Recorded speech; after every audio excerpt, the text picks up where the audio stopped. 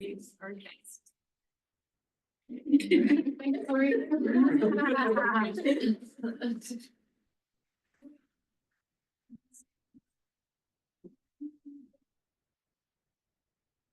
everyone, so I'm Vicki Harder, and I have the pleasure of introducing Dr. Huber-Witinok to you, as I know her, Becky. Becky is an associate research scientist here at the Hobbs School who specializes in climate change adaptation and transformation, knowledge co-production, and impact evaluation. She is trained as an environmental social scientist with a PhD in water resources science and management from the University of Idaho, as well as a BS in wildlife biology from the University of Vermont and an MS in human dimensions of natural resources from CSU. She has also conducted postdoctoral research and project management in household air pollution and sustainable energy transitions in rural Rwanda, which is cool. Her research at the intersections of social and environmental complexities is rooted in diverse community partnerships and focuses on environmental health and justice, food security, gender equity, and just climate transitions. She has published across diverse journals and is currently the PI for a NOAA Adaptation Science Grant to uncover transformative pathways in collaboration with community-based organizations and climate service providers in the internet. Thank you, join me and welcome. Thank you so much. I feel like now I don't even need to present, but that's all of this.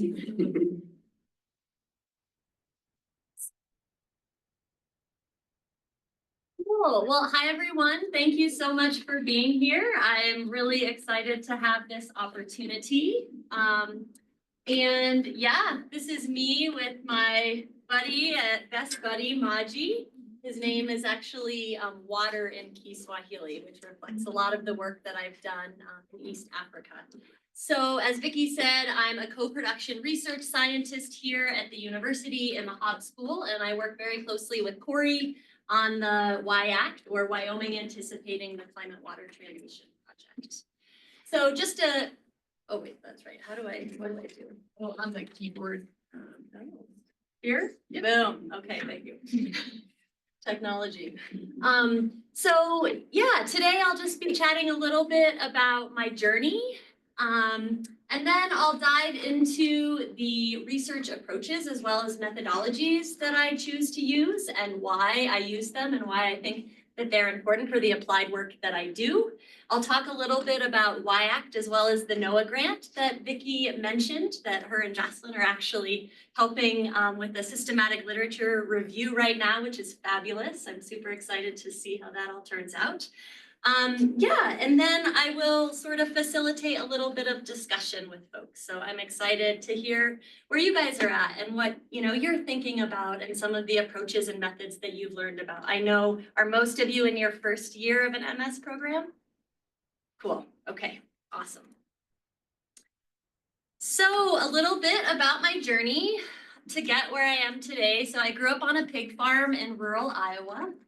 My mother was a K-12 educator. She had her PhD in physical geography, and my father is a farmer and works the land. And for me, that meant a lot of getting outside, running around the woods in our backyard and also in the cornfields. And I think, for all of us, right, a lot of the ways that we grew up and our experiences to date shape our interests in the research that we're doing, the questions that we're asking, as well as who we are and how we go about those. So what I just wanted to share are a few of the values that are rooted in me from my different experiences, like bike packing. This is actually from Fort Collins up to Steamboat, but I've bike packed in several countries across the globe. And from my education and my work in the Kyrgyz Republic and Rwanda, Liberia, Kenya. So all of those experiences and growing up really rooted in me some core values around humanism, compassion, and equity, as well as, clearly you can see, curiosity, adventure, and travel, and maybe a little bit of suffering in terms of endurance sports. And then interconnection, which we think about a lot in research related to systems thinking or social ecological systems. And this really hit home for me on my first trip to Africa, which was Malawi in the early 2000s. My undergrad degree at the University of Vermont was in wildlife biology. So, at that point, I was like, I want to be out, I want to be in nature, I want to be working in conservation and working with wildlife. And what I found when I was in Malawi on a public health volunteer project working in HIV/AIDS education and environmental health, what I realized was that the reasons that people were going out into the forests and cutting down trees and some of the things that were catalyzing human-wildlife conflict were not malice, they were survival. And in order for me to work in the field of conservation, wildlife biology in those spaces, I had to shift a little bit. I had to shift my paradigm and I had to shift the ways in which I was working and showing up and to understand systems more holistically. And I had to understand people and why they were behaving the way they were, why they were making the decisions that they were. And so I became an applied environmental social scientist.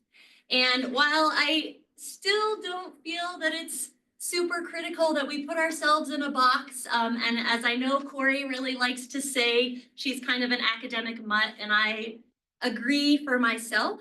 But in the academic space, I refer to myself in this way, and that is because I feel that the most important things to highlight, reflecting on this quote by John Muir, is that the ways in which we do science influence the outcomes of our work, including building relationships towards sustainable and useful science. So this is why a big part of the current work that I'm doing that you'll hear about later is really rooted in evaluating research processes and trying to understand connections between processes and engagement and the outcomes, both for communities as well as for researchers.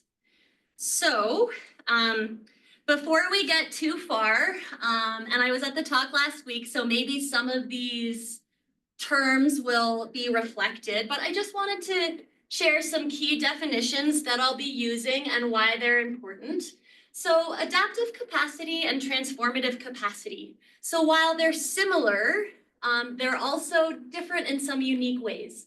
So adaptive capacity, or the way in which we've defined it, and I'll be using it in this presentation, and we're using it as a working definition in the Y-ACT project, is the ability, of either individuals, groups, or communities to understand, anticipate, respond, or adapt to changing conditions.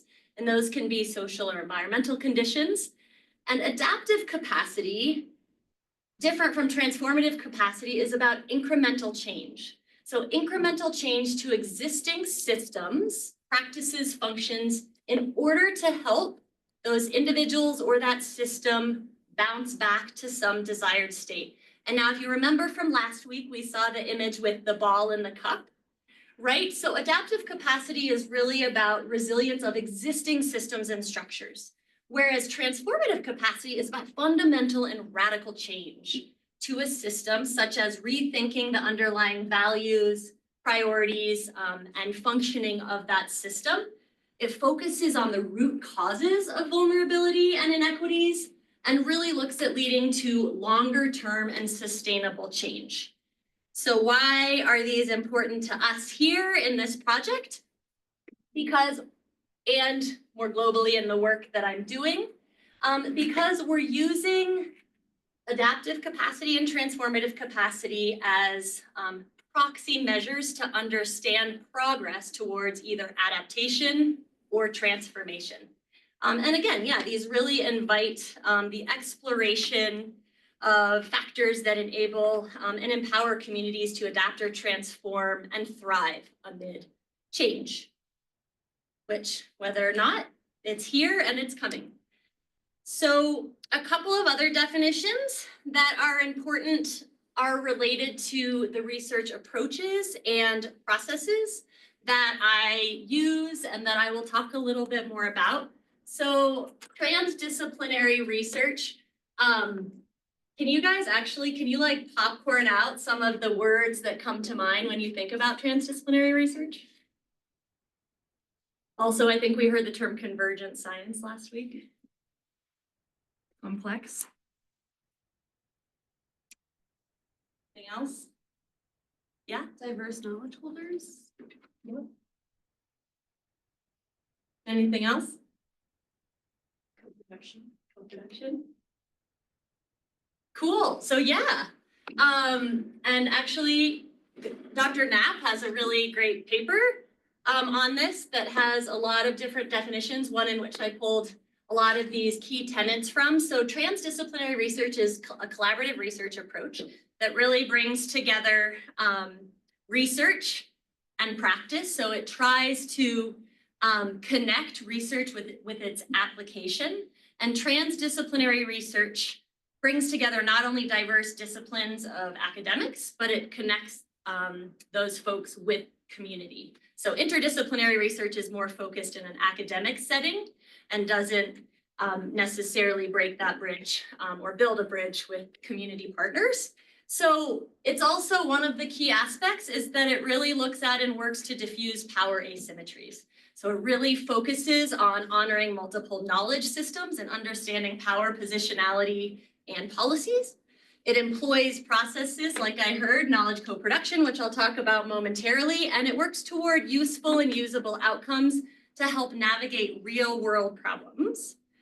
So the co-production process, which is something that can be used in transdisciplinary research, is something that uses iterative, inclusive, reflexive, collaborative processes with diverse knowledge holders. Again, I heard that, to really create something that is actionable for communities, for researchers.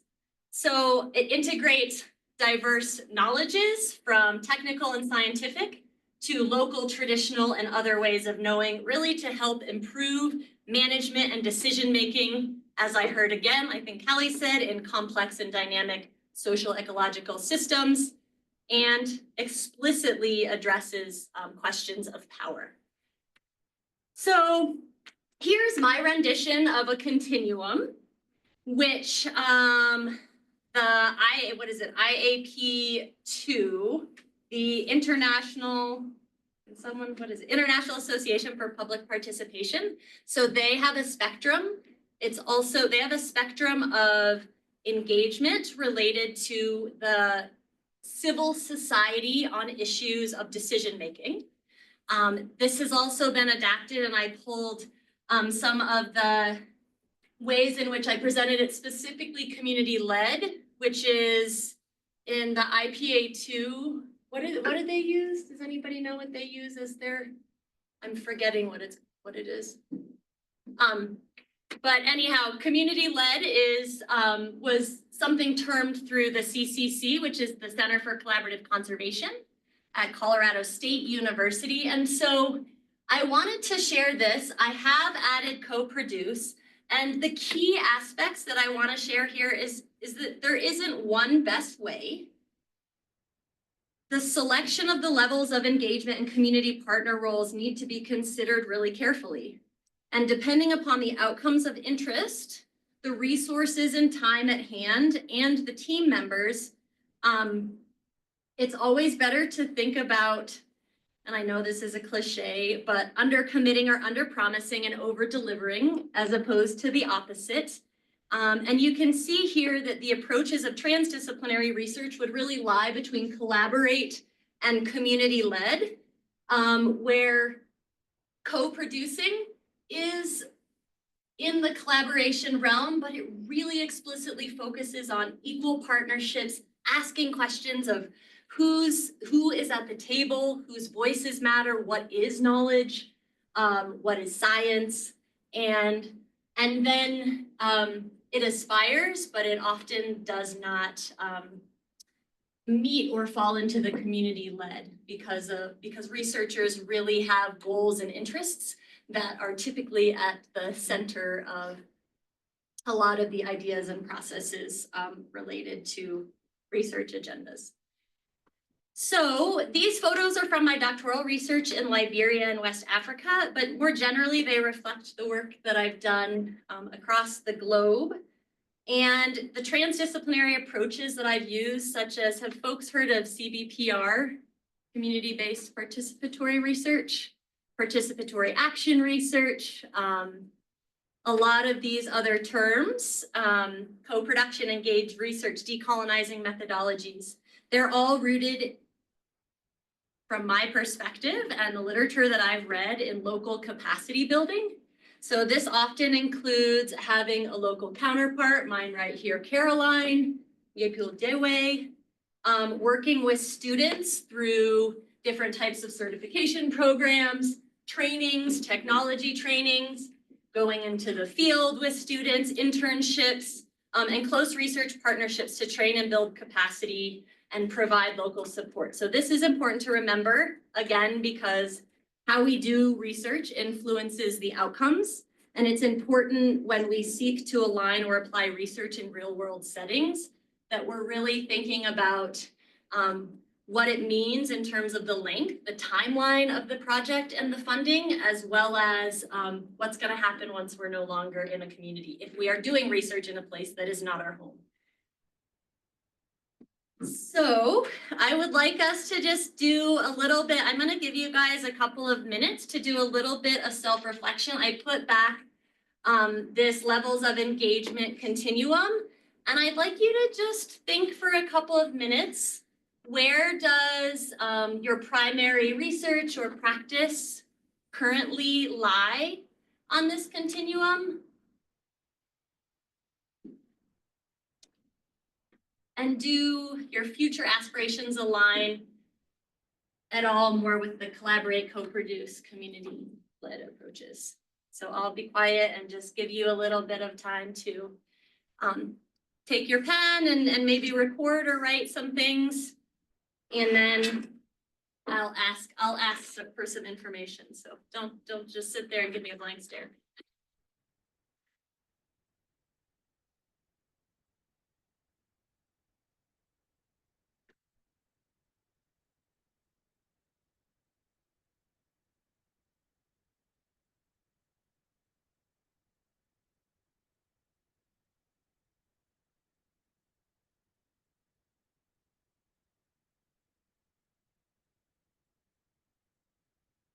You need to talk to a partner, you're more than welcome to talk to a neighbor.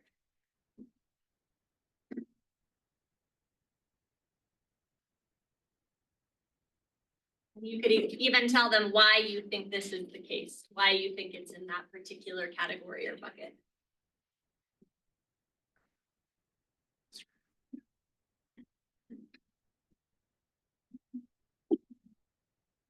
Okay, about 30 more seconds.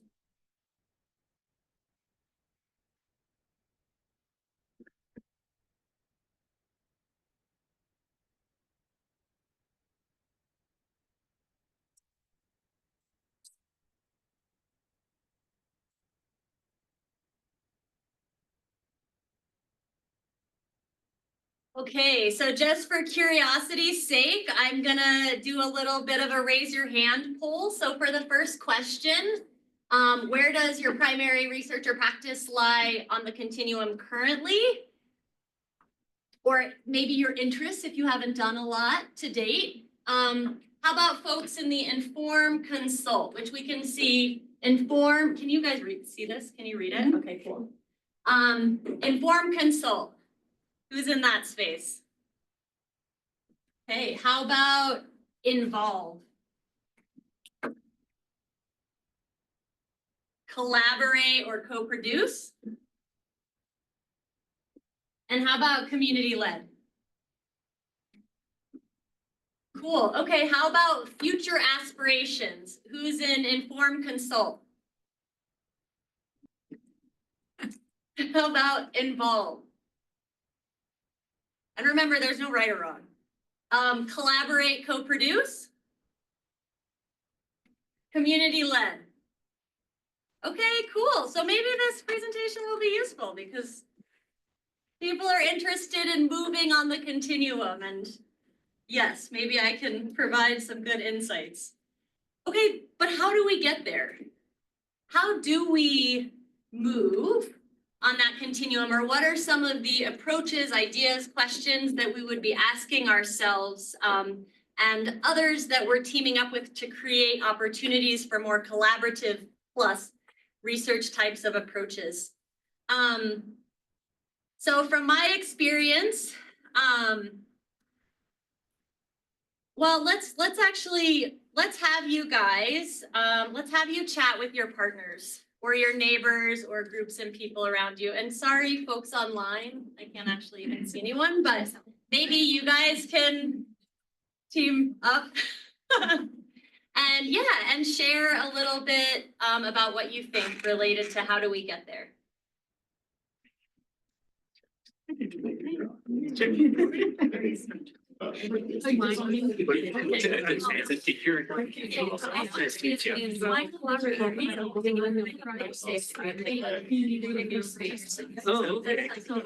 means I see it's interesting. I was thinking about it because there's a community outreach with production.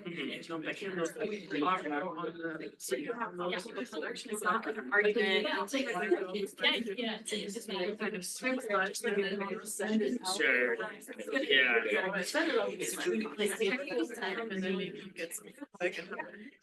Sitting down at the kitchen. Sure. And I think that's like. So the idea is that so we're gonna have like I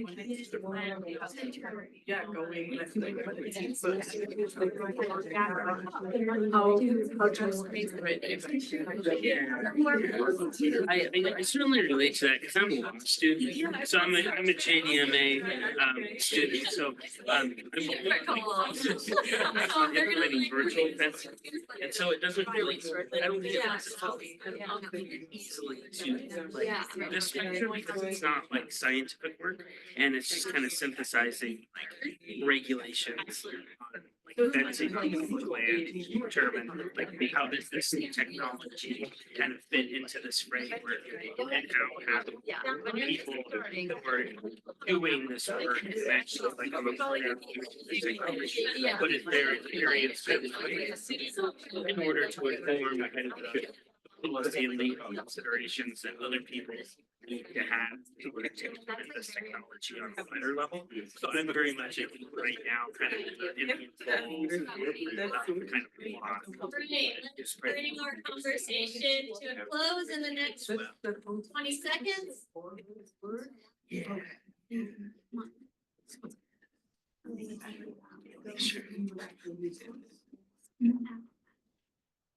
So does anybody want to share? Do you want to popcorn out?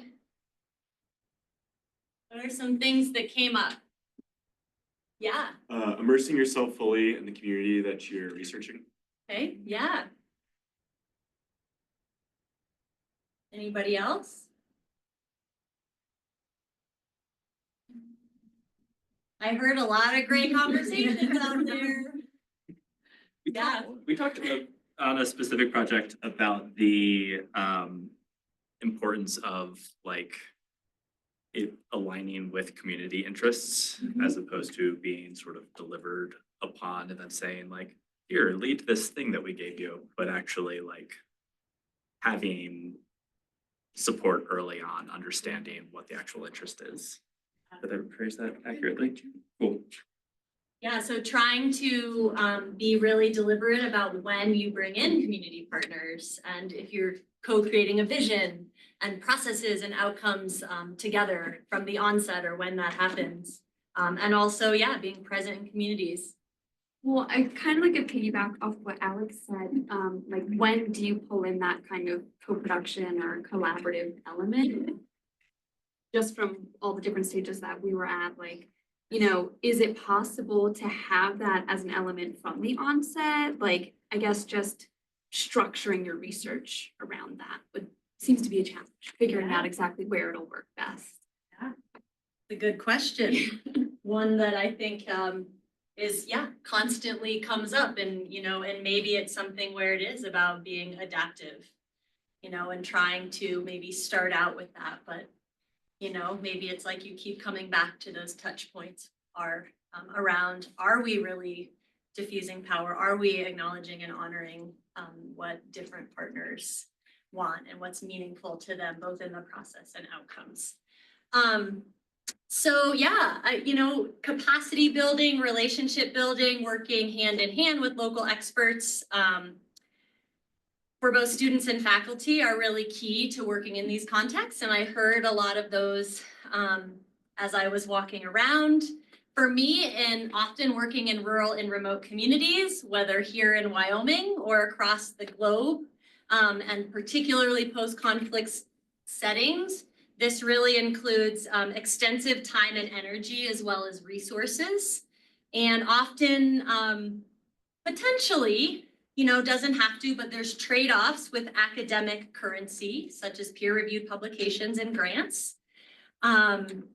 to really focus on community, government, deliverables, training and capacity development, and long-term relationships. So I just want you to keep that in the back of your mind that, everything is a trade-off.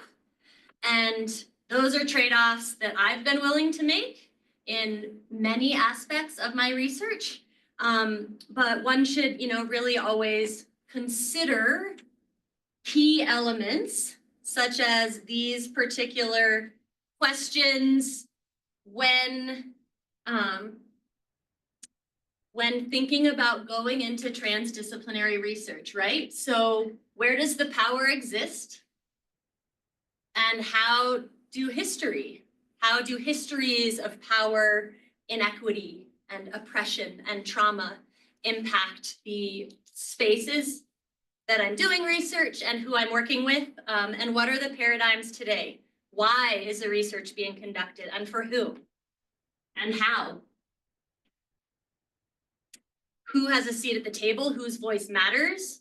That really goes along with what is knowledge, what is science, what is your own personal positionality, power, and role, and really defining and understanding our own positionality is something in the social science realm that I think for all of us, it's really, really important to understand your own power and your own limitations, but also your own strengths, what resources are available and what is the timeline, and what's being asked from different levels and from different folks that you do have to answer to. So your employer, the funders, while the community is also, really, really critical. So, and then have you created and do you have a common vision, which was something that was discussed there at the end.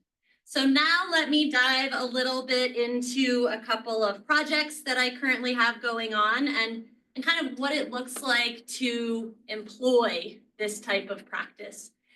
So who's heard about Y-Act? Oh, yeah. Awesome. Okay, so most of you have. So yeah, this big National Science Foundation EBSCOR grant. Corey's one of the co-PIs. Super interdisciplinary, meant to be not just collaborative, but elements, very co-produced, lots of money.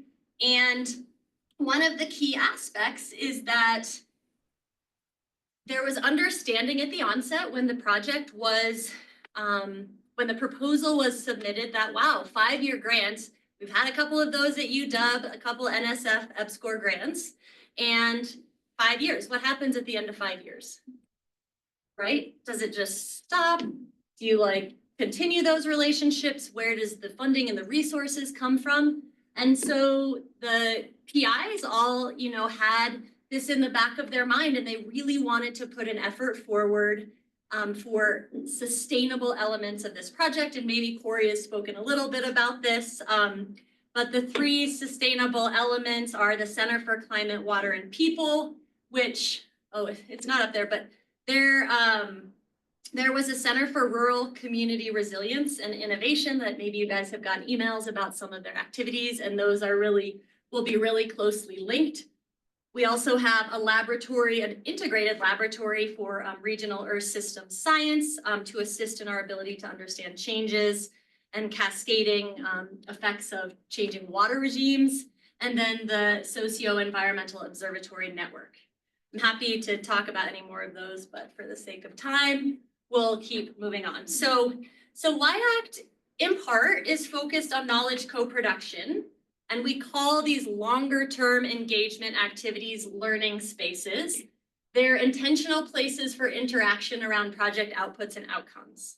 So again, as we've been talking about, we're really trying to use these elements of transdisciplinary research to enact in our learning spaces and to conduct processes of knowledge co-production with community partners. You can see in this picture here, oh, yes.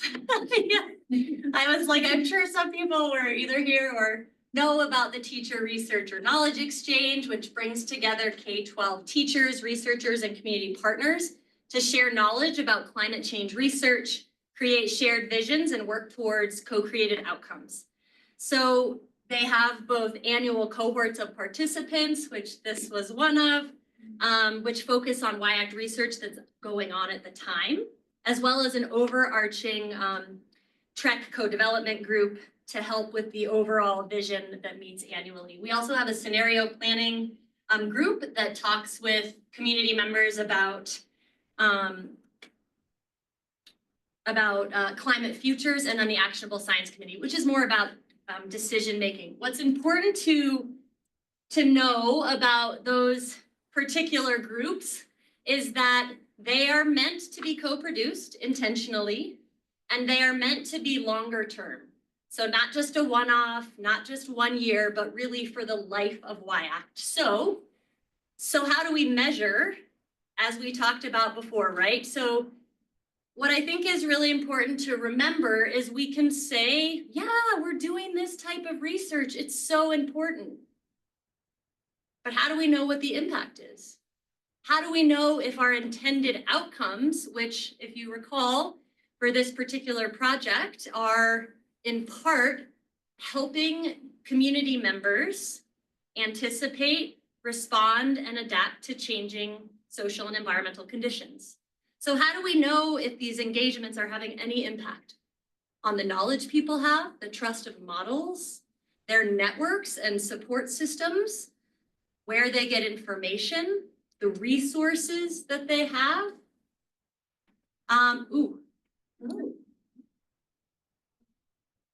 So what we're doing is a longitudinal mixed methods research approach to analyze change through time. And I'll show you in the next slide the framework that we've developed. But really how this looks is we have participant surveys and interviews, so with community partners. We have facilitator, which is also synonymous with researcher, but that's the group facilitating the actual event with the participants. So we have surveys and retreats, and then we have observation. And we actually do those temporally. So we have a survey at baseline, and then during the study, and then at end line. So we can potentially both understand change through time in the way that participants are able to adapt and the knowledge that they have. But also we can get potentially information that helps us understand connections between processes that we're using and outcomes, and how or why, you ask, is that possible? Because this wheel that we've developed and the indicators within this wheel. So let's go back to our knowledge of adaptive capacity as a proxy for adaptation and knowledge co-production. So this also, there's a paper that's been accepted with revisions, so that talks all about how, so it's not just like, here, look at this. Yes, there was a very in-depth and targeted literature review, and we also use an interdisciplinary research process to develop this. So there's a lot of work and scientific rigor that goes behind what you see here. So these came out of primarily the knowledge co-production literature, so process outcomes and process design features. So these are things, right, that our team is using to develop engagement. So things like bringing diverse experts to the table, creating a safe space, creating actionable knowledge, honoring the legacy of effects of history and power and those sorts of things. And then process outcomes. So things like, do the partners think that the outcomes and the knowledge that came from the long-term engagement was credible, legitimate, useful, those sorts of things. And then these four are all more rooted in the adaptive capacity literature. So things like sociocognitive gain. Did you learn something new? Do you have a better understanding of how to read and understand models and climate science? And then social capital and trust, things like, did you build peer networks? Did you build networks with researchers? Do you have more trust for researchers?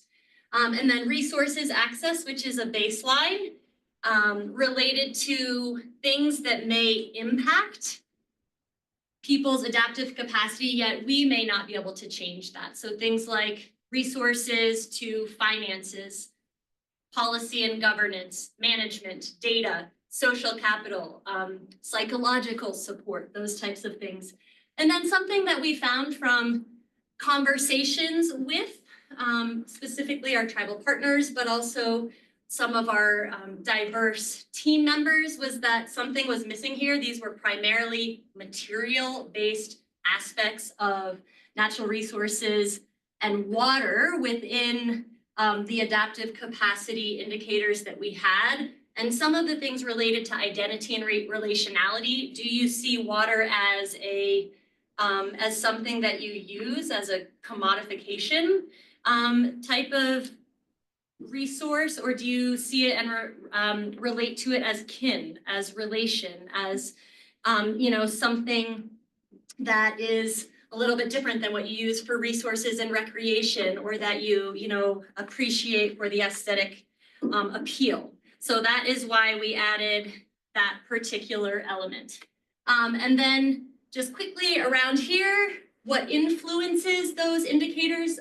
The choices we make as researchers related to, yes, process outcomes and process design.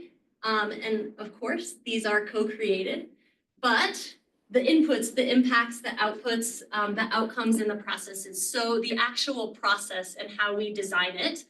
And again, this arrow is right here, right? Because there is input from the partners through the surveys and through conversations that can help adapt the process through time. Yet this one, social context, things like power, politics, and positionality, those weigh on the situation, on the system, on the participants, and that's not something that we can really shift within the research. And then around the outside are intersections and social ecological feedbacks. Right, so just two more here. So, and I'm happy to answer any questions, of course, about those. There's a lot of elements to that. So Corey and I received a NOAA Adaptation Science, or a NOAA AdSci grant, which I highlighted earlier. Vicki and Jocelyn are working with me currently, titled this. And some of the key elements of this project, which is rooted very deeply in transdisciplinary research and in co-produced processes, are to co-create indicators and tools to evaluate progress towards transformative adaptation. Okay, so what's key here, if we reflect back to the differences between adaptive capacity and transformative capacity. So adaptive capacity towards progress towards adaptation is focused on what? Incremental movements, transformation. Exactly, and to transform, to shift to a different state, or to incrementally change and improve within the same system. Yeah, perfect. And transformation or transformative capacity is a proxy towards transformative adaptation, which is more rooted in, okay, let's think about reevaluating the values, the beliefs, the functions, and the paradigm in which the system is working under, and potentially transforming. I think the image last week was like the ball goes into another, hole, another system. So that is what this work is all about. It's about expanding the framework that I just showed you, expanding our partnerships and really trying to understand by bringing together researchers, community-based organizations in the Intermountain West, and climate service providers to try to understand what does transformation mean and look like to you.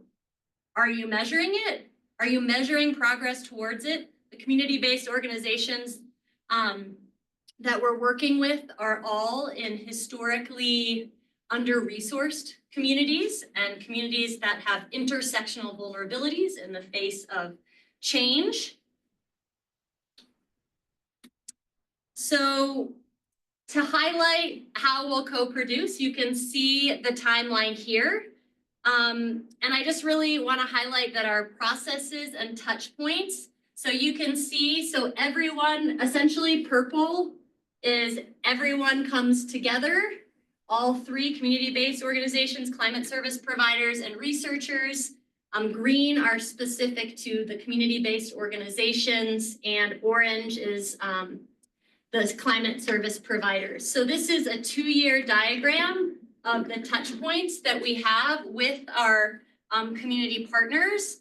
And some of the key elements that are really important are, of course, at the onset. So even before we submitted this, we reached out to and shared the idea with all of our community partners and climate service provider partners and got letters of support and took their input to make sure that the way that we were approaching this and what we were doing would be useful to them and that they were interested in what we were doing. So now we'll come together and do more shared visioning and have advisory committees for both the climate service providers and the community-based organizations.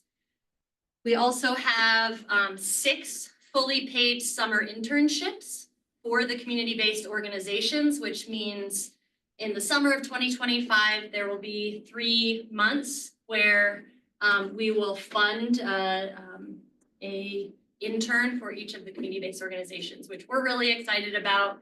There will be 1 monthly capacity building event, but the rest has nothing to do with the research. It is solely what the community-based organization needs to help build capacity. Okay. Let me just get on to the last slide so that we can have a little discussion.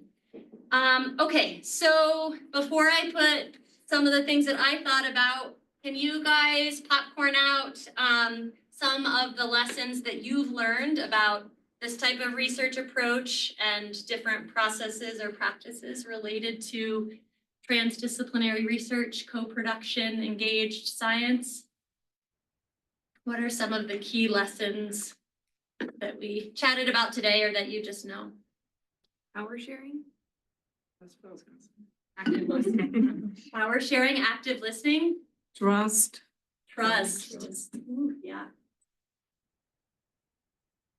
I think the importance of understanding sort of historical power dynamics too, and where power imbalance exists currently. Yeah, some of those temporal elements related to power asymmetries. Yeah, Sustained relationships. yeah, relationships first. What else? Oh, okay, well, here's oh, then we're gonna come up one by one. Anyways, so here are some of the things, you know, through my work that have come up, and I heard all of these things in what you were just saying. So, you know, adaptability and flexibility. So prioritize relationship building and shared visioning and allocate extra time for those sorts of things. Accountability, inclusivity, and equity. Our own character around being humble.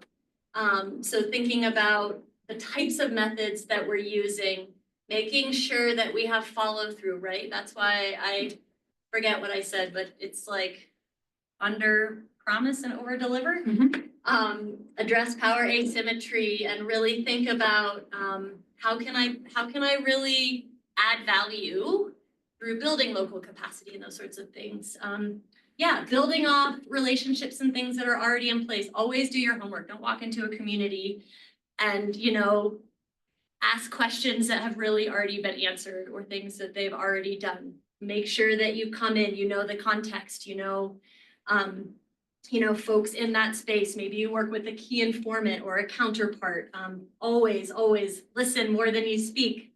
Acknowledge local knowledge and expertise as equal. Honor diverse knowledge systems and really think about sharing data and results. When working with tribal partners, really remember data sovereignty and the importance of things such as memorandums of understanding and practice self-care, safety and reflexivity. So also it's really important to have your own support systems and support networks depending upon where you're working, set appropriate timelines and expectations, and have an attitude of gratitude and really think about self-reflection. So, yeah. Nope. Oh, that was where they all went. Okay, that's it. That's all I've got. Does anybody have questions or want to share anything about their own experience or? Thank you so much. This was really cool to hear so many more details about Y-Act. With the ultimate goal of sort of community empowerment and building transformative capacity, is there a component of it that, is there a planned or desired outcome that's related to their community decision making around water resources or other focuses of the research, like sort of employing this kind of structurally? And are you talking about the NOAA grant? Yes, yeah. Yeah, so that is all TBD.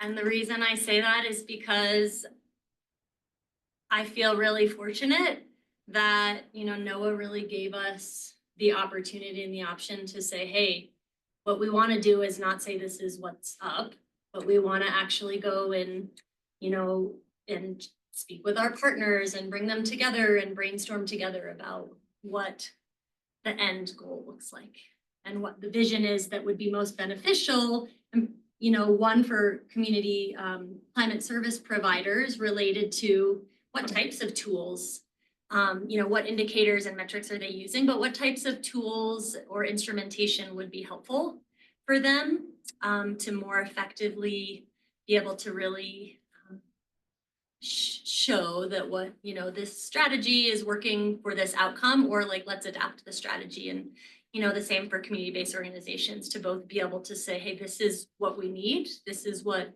something that is a beneficial, or a useful outcome or impact would look like. And how do we actually get to tracking whether or not that's happening?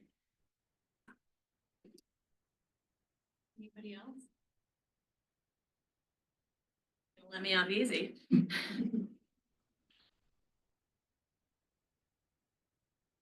Okay, well, my email's there, and I'm sure you all know where to find me.